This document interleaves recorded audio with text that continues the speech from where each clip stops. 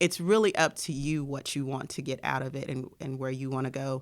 If you're wanting to progress or if you're wanting to be better at what you're currently doing, which is great. There's nothing wrong with being better at what you're currently doing. You get the tools for that as well. Hello and welcome to this episode of Tinker Talks, the audio format podcast that deals with everything inside the fence of Tinker Air Force Base. I am April McDonald, your host for today's episode, and I am joined by Wakita Oliver, who is the manager of the Employee Enhancement Program here at Tinker, and Josh Butler, who works in the 421st Supply Chain Management Squadron, and he actually graduated from the EEP program last year. So thank you both for being here. Welcome to Tinker Talks. Thank you for the invite. Appreciate it. Yeah, very much appreciate it. Look forward to talking to you this morning. Thanks. So we'll just start with you, Wakita. Tell us what the Employee Enhancement Program is. Okay, so EEP is a self-nominated professional development program that is offered out here at Tinker Air Force Base. And one of the great things about EEP and what it has to offer is it helps you to have a better understanding of the structure, missions, products, services that are out here, business processes, and some of the major challenges of the different organizations and how each organization integrates into the overall mission here at Tinker. What I try to do is help you to give you some tools to help you manage conflict resolution. I'm sure we all experience that from time to time. It helps you to identify your own personality types. So we do some MBTI, some Myers-Briggs, we do True Colors, and to understand how personality types are the different personality types within your work center, within your own teams, and how to improve performance over your organization. It helps you to also manage personal stress, because I'm sure I'm not the only one that experienced stress, especially during a pandemic. So it kind of helps to have, some type of management of personal stress. And we also go over some how to perform during interviews, how to prepare for interviews. The program consists of briefings, tours, workshops, team building, service projects as far as personal and personal development skills and leadership. And it is a 12-month commitment. And that over that 12 months, participants meet 1 to 2 days a month. And so these consist of 8-hour days. So it is a commitment, but it's just 1 to 2 days a month. Right. So how does EEP benefit a person's career progression? So that's a very interesting question that I get a lot. And I always like to caveat with EEP, it's not just a program for someone who's wanting to be a supervisor, because I do get that a lot. People will say, well, I would love to possibly apply, but I'm not looking to be a supervisor. I don't want to be a supervisor. Okay, that's fine. EEP is not a program that helps you become one. If while in the program you decide that, hey, maybe supervision is for me, you get the tools as far as meeting people who are already in those positions to ask them questions to see. It's funny, some people want to be SESs. They want to be that top. Then you sit down and you talk to an SES and you realize some of the sacrifices that have to be made, and you're like, maybe that's not really what I want. Right. So what I try to do is give you opportunities to have conversations with people. So mostly the program helps people see how they personally tie to the mission. And for me, that helps you with your career progression. If I don't know how I tie to the mission, what good is it to go out to see where can I go to next? Right. You haven't even figured out how you tie to the mission where you currently are. Right. So we try to do that. A word that I'm not too fond of, Josh knows this, networking. Mm-hmm. I'm not a big fan of the word networking. However, it's a big word in EEP, because you're surrounded by 25 people in your group, 75 people total, who are from all across the space. So you get the opportunity to build those relationships, talk to other people. Maybe you've always wanted to be an equipment specialist. Now you have an equipment specialist in your group. Now you can talk to that person and say, hey, what did you have on your resume? What is it like to be an equipment specialist? What do I need to prepare for? Those type of things. You have the opportunity to see the base, and most do not get that opportunity. So like previously stated, there are tours that are involved in EEP. We see a little bit of everything out here. So with that ability, you have that chance to talk to someone, a hiring manager, supervisor, someone, a team lead that's in that area, to where they can tell you how you need to prepare.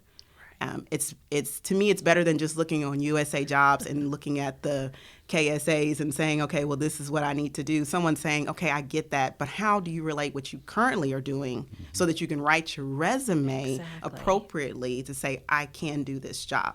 Right. So that's important. But for me, the most important thing when people ask, well, what can I get out of EEP or how does it help me? I tell everyone this. What you put into it is what you get out of it.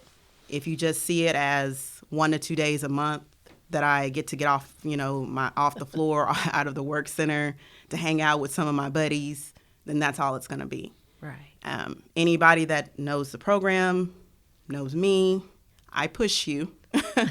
I push you a lot, especially if you tell me where you're headed and what you would like, where you like to see yourself. And I try to give you the opportunity to be in front of people where you can ask the questions that you want to ask and find out more information if necessary. So as far as career progression, you're put in front of senior leaders. We have a senior leader panel where it's a very candid, transparent panel where you can ask questions of your leaders and get the answers that you need. When we have our briefings that are very vital, you're one-on-one in a room with those who are making the decisions as far as hiring, those who are over these organizations. So it's really up to you what you want to get out of it and where you want to go. If you're wanting to progress or if you're wanting to be better at what you're currently doing, which is great. There's nothing wrong with being better at what you're currently doing. You get the tools for that as well. So what types of activities do the participants do throughout the year? I know you mentioned the tours, you've mentioned sitting down with senior leaders, things like that. But are there other activities within the groups that they do? So the first thing that the participants do participate in is a mandatory orientation. So that's what I call like my mini boot camp. Okay. So they attend orientation for the first week. A lot of them are meeting each other for the first time. And this is where I like to see I've put all the ingredients. I've got, my vegetables, all the vegetables I need, what kind of meat I'm cooking, my seasoning. I got all that. So I put it all together for that week. And it's actually interesting to watch them build bonds by that Friday. They're picking out their group name, they're designing T-shirts, and it's like they're like, where are we going to go for lunch? And I think back to that Monday when they're looking at each other like, who is this person? And by the end of the week, it's like, okay, we're besties. So anybody that's ever taken True Colors, I'm a very blue person, so that just warms my heart when I see them do that. But that is a mandatory event for them to attend. Right. So throughout that week, it starts off small with just introducing yourself, and by the end of the week, you're getting up and you're briefing. So for some who are not as extroverted as I may be, it is kind of nerve-wracking to get in front of your peers. But usually by the end of the year, when I ask, like, what was one of your favorite events? A lot of them do say, well, I appreciate that because now I'm giving briefings. Now I'm doing walk the walls. Right. And so as scared as they are that first week, we try to build them up that. So that mandatory first week, like you stated, the briefings, the tours, each group is highly encouraged to have a service project. So I encourage each group to find something within the community that they can do together. And my only rule is that whatever you decide to do, you let me know so that I can participate as well. And so I love it. I love being able to go out and whether it's our community here at Tinker or our community outside the gate, I push it. And I know it's a time constraint, for some people, like, okay, but I also try to encourage people to pick things where they can bring their kids because that's important as well. And another thing that they do is they design a legacy gift. So this legacy gift, kind of like Airman Leadership School, where they leave something, that graduating class leaves something. So does each graduating class from EEP. They leave a little something. And so located over in Building 1, So my hope is that one day, however long I do EEP or whatever happens, I would like to be able to walk this wall of nothing but EEP grads and the legacy that they left at Tinker. So they do that. And a lot of it is the camaraderie that they build that might not even take place at Tinker. It might be, hey, everybody, let's go to lunch. People don't realize a lot happens in a year. And a lot happens in a year with COVID. Right. And so we've been able to celebrate marriages, births. But sadly, there's also been times where you needed your team because you've lost a loved one, because you've had a marriage has ended. And so people think, oh, it's just work, work, work. But you don't realize that in that year you build a bond to where, oh my gosh, we're graduating. Well, why do we have to end it here? I want to keep that bond. I want to keep that connection. Plus, they get like a little booklet. It's like a yearbook. Some of them tease me about it, but it's a yearbook with their picture and where they work. So that way, once you leave, you can refer back to and say, hey, so-and-so works in supply chain. I have a supply chain question. I can contact my EEP grad and we can talk about it. So it's a lot of professional development, but it's a lot of personal development. I always say that if you are not okay yourself on the inside, how can you cross this gate or do any work for Tinker Air Force Base if you're not okay yourself? So how do we help build you personally so that we can get you to where you need to be professionally? That's awesome. I didn't realize that all of that went into this program. I've seen the program advertised forever, but I didn't realize that it builds you both ways, personally and professionally. That's really cool. Thank you. So, Josh, tell us about your experience in the program. Well, as you listen to Wakita, you hear the passion in her voice and you understand how much she cares about this program. Like it is her baby. I may be her favorite child, but this is the child she spent the most time on. So the program is everything she says it is, and it's more. The bonding is actually more than what she can even really explain, because just in my small group, we dealt with multiple births, multiple deaths, other tragedies. We got to celebrate with people. Like I finished my master's degree during the program, and I didn't really make a big deal about it, but I showed up for the next EEP event, and Wakita grabbed me as soon as I walked in. She was like, congratulations, right? I mean, were you going to tell me? So she actually really is really passionate about not just the program, but the people, and seeing you do well. And then so through the course of the program, I started out, I was on the floor, the flight line, as a avionics technician in B-52s, and just feeling like this is it. This is kind of like the pinnacle of what I'm going to be able to do. I got to get the school done, see what happens. And through the course of the program, in fact, even on the first day, I realized like, hey, I know you kinda, but I know that you know him and you know him. And so there's a lot of links that you don't realize. As big as Tinker is, it's also a really small world at the same time. And so the small bonds you make there extend out, and you grow your web. And like Wakita said, she doesn't like the word networking, but that's what we do in life, right? We have to build some sort of community, whether it's professionally or personally, and you get a lot of extra opportunities. The thing that she didn't bring up was each group's assigned a mentor. And so for me, it was Jacob O'Connor in the AFSC IG's office. And I told Wakita and Doug early on in the program, like I was nervous about that, because as a maintenance individual, QA and IG are buzzwords for like run away because somebody's about to get popped. Like they're trying to bust you, right? Yeah. And so getting to meet Jake, and it turns out Jake and I have a lot of stuff in common. He's actually just a regular dude in a really cool position. And because of that, he has the sort of connections that were able to help me get to where I'm at and find out things I never in my entire life would have thought I'd be interested in contracting. But I stopped by to see Jake one day while we were waiting for a tour.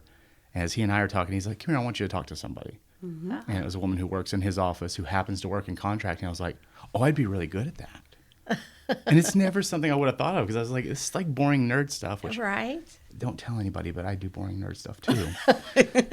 I try to like come off as like super cool guy or whatever. But so there's so many opportunities, and even in the first week, you start to realize as the layers are peeled back how much you don't know that you don't know. Like the hazardous waste program on base, I didn't know where it was. I didn't know what all they handled, or the level to which they handled things. And it's literally across from where we're meeting for EEP, and I didn't know that that's what that facility was. Unfortunately, I had to miss the tower tour, but that's another cool thing. Like most people on base are never going to get to go up to the flight control tower. Right. And that's part of the program. Like, sign up for that. Yes, definitely. But and the other thing is, the first time I applied was, I think, 2 years after I started here. And so I think I was just under the minimum requirement at the time.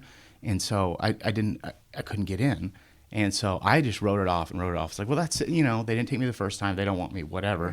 Right. Then somebody just happened to bring it up. And it was my supervisor in B-52s. And he's like, I think this would be a good program. It's like, all right. So I emailed Wakita. I'm like, am I wasting my time here? She was like, you need to apply. Okay, let's see what happens. And I got in. I was like, oh, my God, how? Me? And that feeling actually carried over into the first week of orientation, because I get in. I'm like, oh, you already have a master's. You're a GS-11. You're a GS-12. I'm a WG-13. So, like, there's me and Kevin, my boy KB, who's a sheet metal guy. And we're both like, why are we in here with all these GSs? And it was kind of that, like, imposter syndrome kind of thing. Like, I'm not really supposed to be here. Someone made a mistake. But as you go through, you realize, like, oh, these are just folks too. Like, they're just people. They just are at a different point, a different step, using a different set of skills. Right. And over the course of the program, you start to learn how to apply the skills you've already developed and already built, and how you can apply those to move forward. And so now I'm a supply planner, formerly known as item managers in 421st. And a lot of the stuff that I learned through the course of the program and from being in maintenance is actually very applicable to what I do. And so it helps me understand better, like when we're looking through condition codes. Well, I know them because I tagged parts. Right. And you don't think you're developing that skill while you're out on the floor, but you are. And there are ways to learn to apply those over time. And so the camaraderie, the learning more about yourself, the learning how broad the horizon really is. We tend to get, into our little tunnel, and all we can see is our tunnel. And we don't realize there's a whole city outside of the tunnel, above the tunnel, that's waiting for us and waiting for us to go and discover it. Yeah. I think a lot of us here on base just get in our own little area, and we go to work, and then we go home, and then we go to work, and we go, and we don't see how vast this place really is and how amazing it is out here. So I think this program is great, teaching people that, there's more than just your little cubicle in whatever building you're in. Definitely. So. And I love the part that Josh stated about, the first week. I'm very big because I came from the maintenance floor. When I first started out here at Tinker, I was a sheet metal mechanic. And so someone who never knew anything about sheet metal, didn't even know what sheet metal was. I guess we needed mechanics really bad if y'all hired me, but thank you. It worked out. But I make it a point to try to make sure that it's leveled out as far as how many wage grade we bring in and how many GS level we bring in. Because if anybody that has been in the program, they know I'll get people to say, oh, I'm just a sheet metal mechanic. I'm just this, and I'm like, you're not just anything. Right. I stop them quick, and I'm like, no. Because I'll get people to say, well, I mean, I'm wage grade, and then they'll say exactly what Josh said. I come in here, and there's GSs. They've got their master's degree. They're GS-12s. Okay, I'm a wage grade whatever. Why am I here? Same reason they're here. And guess what? You're going to be treated the exact same way. There's going to be no difference. And I'm going to learn from you, they're going to learn from you, and you're going to learn from them. Yeah. Nobody, there's no no one's greater than the other. I don't have a degree. Okay. Do you want one? Let me help you get the tools to where you can get one. Exactly. If you don't want one, that's okay. I have a master's degree, and I'm extremely proud of that. Extremely proud of that. But I am no better than anyone that walked in with a high school diploma. Nope. Right. And I'm very picky about that regarding the program. No matter how you come in, you all are going to graduate. You start together, you end together. And that's a thing for me with EEP. So definitely. So he touched on that, and I appreciate that. That's awesome. And one of the shocking to me, as far as like blowing off my own expectations, is, I talk about going in that first week, and I'm like, man, I'm out here like sweating to death on the airplane, and you're up with your feet on the deck. I don't know what a GS does. I just assume that's what I do every day. Chilling, drinking tea, watching Netflix. Exactly. And then so I go in, and like Wakita said, we can help each other. I know things that can help a GS do their job better, find resources better, just because I like to poke and prod and just let me go all the way through a website. Even if I don't read it, but I know where to find the information. Yeah. And so within the first, a couple of weeks, I got GS12s asking me like, hey, how do you do this? How do you find this? I'm like, hold on, Mr. like high and mighty. How do you don't know how to, like, you should know how to do that, right? But that's the give and take. And so I think Wakita is very careful and thoughtful in how she picks people, and that she understands when you go through the interview process or when she reads the written interviews that we had to do. She can tell somebody who's with it, somebody who cares, somebody who's passionate about not just, this is about me, like how do I get up there, but how am I going to take what I learn in EEP and I take it back to my work center. I take it back to my small network and I expand their possibilities and their horizons. Even if they're too terrified or they don't get into EEP the first time, they still get those benefits because we organically just take it back wherever we go. Right. So what was your favorite part of EEP, Josh? Wakita. Of course. Like it could have just been me and Your Wakita checks in a room for your 6 checks weeks. in the mail. I think just the broadening of my understanding of my own possibilities, but then also learning how intricate the web really is, and not just the people, but the mission, right? Right. And so I worked on the flight line in B-52s, and I didn't know anyone in 421st, but they're the ones who handle all the engine parts for the TF-33 engine, which goes on the B-52. Well, through that process, I learned that the lady that cuts my hair, her husband used to work on the B-52. A couple guys in the shop that I worked with were active duty in B-52. And so now you start to get all these little pieces together, and it turns out, one of my son's basketball coaches, he's actually an engineer for the software for the TF-33 engine. And so then start talking to him a little bit. We'll find out this guy who also gets his hair cut where I do, end up talking to him. He's on the TF-33 line. So there's like 5 points of contact to the TF-33. I have no plan at all to go into propulsion, to have anything to do with engines, because I don't know engines. I know electricity, I know avionics, I know computers. And now here I am, engine guy. So it's, learning to kind of narrow your focus when you need to, but expand that focus to try to understand what else is possible. I think that was the biggest thing. And then you really learn about yourself in the program. Wakita is very blue. So that means she's a very happy, cheer with you, hug you, cry with you. I'm more analytical. And the other thing is people around you think that you're a certain way. You're a certain color when we do the colors. Wakita was sure I was going to be orange because I'm like the class clown, the loudmouth, the borderline inappropriate at time guy. And so she's like, yeah, you're orange. You're the life of the party guy. Turns out I'm actually green. Oh. I'm an internal extrovert. I know how and when to turn it on and be orange. But if it was me, just me and no one else around, I'm as green as the grass. And so when you get into the EEP program, you'll learn all of that. And it's stuff you can research on your own, so you have some familiarization if you don't get in the program this time, or you just want to learn a little bit about yourself.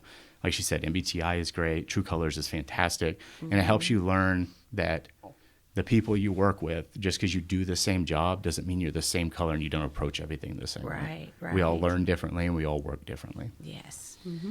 We did a True Colors class in our office, and that was really a lot of fun learning how everybody was. And I'm very blue too, so I can relate. I appreciate that. And it helps me to know the group, because then I find out, because, I can kind of guess or kind of make my own little assumptions. But then once I find out what they are, then I'm like, oh, it makes sense. So when I send you an email and I'm like, good morning, how was your weekend? How are the kids? And you're like, so I'm not going to be at class on Tuesday. I'm like, okay, straight to the point. So I know who I'm dealing with, instead of thinking, oh, wow, this person's really rude. And like, I don't know if we're ever going to build a relationship. Now I know that when I speak to you, all the fluffies you're not really into, just get to what you're emailing me about. Right. And I can respect that. But now I know that. So even though it's for them, it's also for me, so that I know how to properly, we all learn in different ways. We all communicate in different ways. So it helps me to realize how everyone communicates. Right.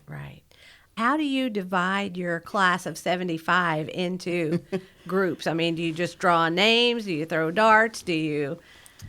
I channel my ancestors is what it feels Red like. Rover. So I it's a lot. It takes me about two months to really to divide everybody up, because I don't want too many people or too many. This is like the only time I look at a demographic, males and females. So I don't want an all guy group, because I'm not going to get to talk ever, and they're not going to listen to me. They're not going to understand what I have to say, and I'm too blue. So I need some women in there that may be blue for me. So that's the only time where I'm trying to divide it up and say, okay, can I get around about the same? After that, it's organization. So I'm looking at, where are you located at? I don't want 5 ESs, or I don't want, somebody, 5 people from Air Base Wing. Complex, they're our biggest player. So OCALC, I'm going to get a bunch of those. But since OCALC is so big, I can pick from different areas and have them. So I look at that. Then what's crazy is I go back and look at your resume. And if I was able to do interviews, I make little notes of how you responded. Eye contact, I write down different little things that I pick up. This person may be a little bit more introverted. So I don't want to have a whole bunch of introverts in the class, because I'm going to ask questions. They're going to be looking at me like, none of us are going to respond to you. You understand that, right? But we'll wait till after class and catch you on your way to your office. Right. I'm like, can't do that. And then I don't want a whole bunch of extroverts, because all we're going to do is talk about life, and we're not going to get anything accomplished.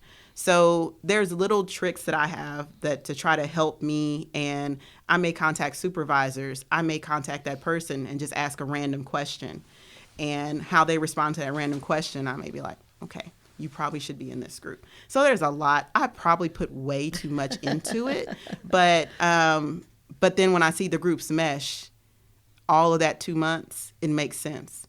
And so I feel like the wheel is working. I'm not going to remake it. So. Yeah, wow. That's very interesting. Mm-hmm. So I know you covered this earlier, but tell us again who is eligible to apply. Oh, gosh, I wish everyone. But we have to have rules. So GS9 through GS12, and it's just the equivalent when you're dealing with ACDEMO. There's certain things that I'm looking at.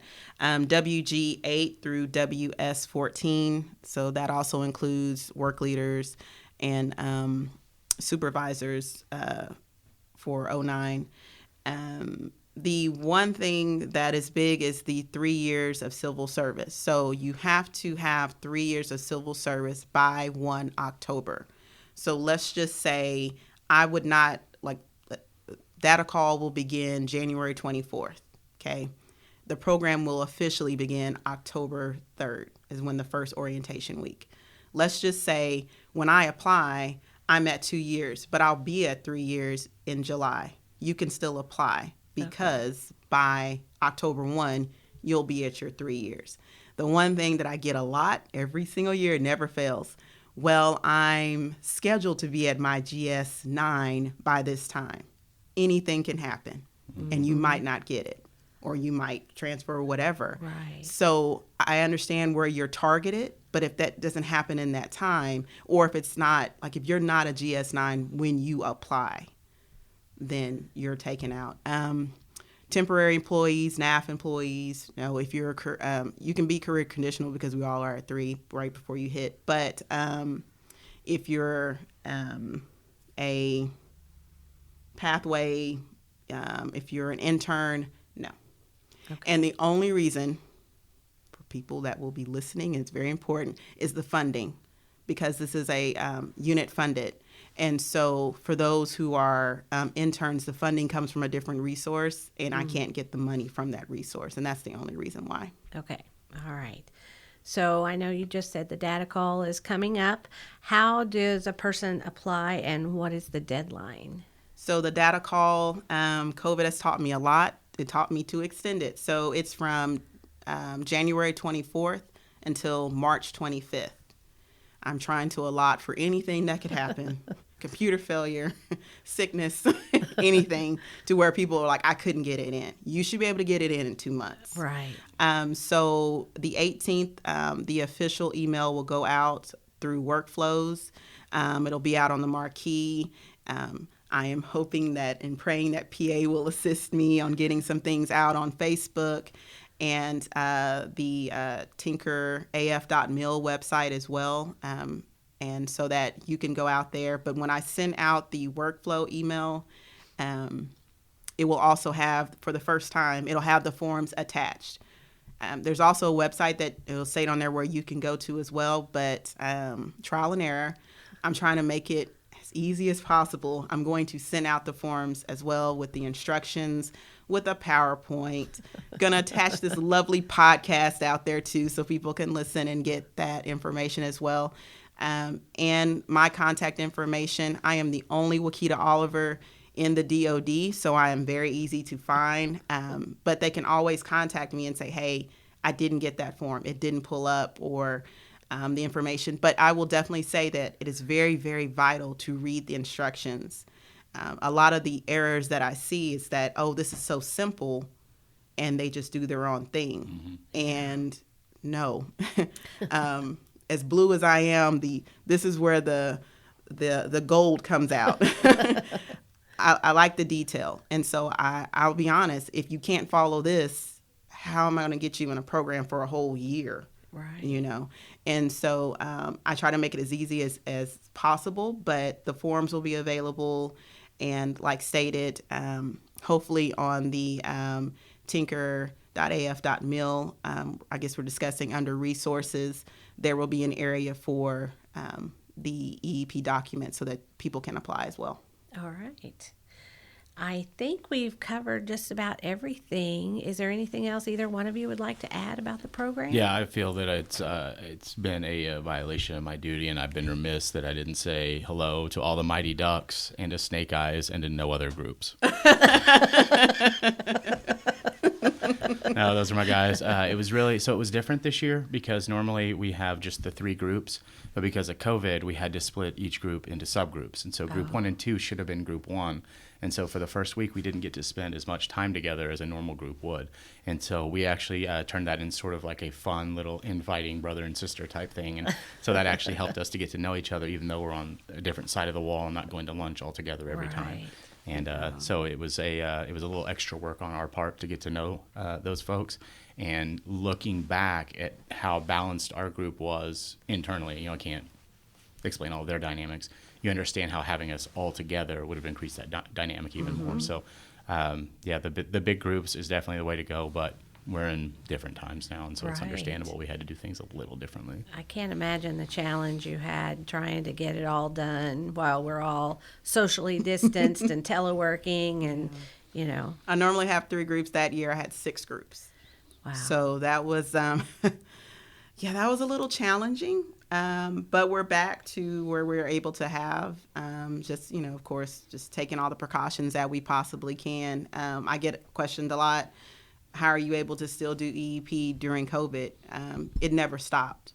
And I'm going as much as I possibly can to make sure that it doesn't, because for half of EEP, they were teleworking. So I would say, well, do you all feel yes, I couldn't even finish it. They would be like, we'll be there. And I'm like, because, everybody's at home and they miss seeing each other. And they were like, this is the only time I have to, even to do orientation this past October, people were telling me, I've been at home for like almost a year and a half.